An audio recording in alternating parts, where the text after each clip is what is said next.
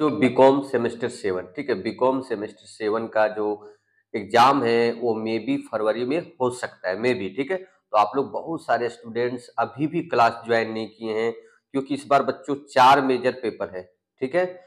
4 major paper है जिसमें financial management पढ़ना बहुत ही जरूरी है। तो आप लोग बहुत सारे बच्चे क्या हैं कि क्लास ज्वाइन नहीं किए हैं। अगर अगल बगल में किए होंगे तो बहुत अच्छी बात है। अगर आप लोग अभी तक क्लास ज्वाइन नहीं किए तो जल्द से जल्द, ठीक है, बीकॉम सेमेस्टर 7 का क्लास हमारे एप्लीकेशन पे मौजूद है, जल्द से जल्द ज्वाइन कर लीजिए। अभी भारी डिस्काउंट चल रहा है उसमें, ठीक है। हम डिस्क्रिप्शन में लिंक उसका दे दे रहे हैं, जल्द से जल्द शुरू कीजिए, क्योंकि अभी भी हम लोग के पास 1.5 मंथ है। आराम से हम लोग अगर अच्छे से तैयारी करते हैं तो तैयारी हो जाएगा। सारा जितना भी मेजर पेपर है उसका सारा इंपॉर्टेंट क्वेश्चन हम यूट्यूब पर धीरे धीरे कर लेके आ रहे हैं, और उसका आंसर बच्चों हिंदी और इंग्लिश दोनों आप लोग को कोर्स में प्रोवाइड हो जाएगा, ठीक है।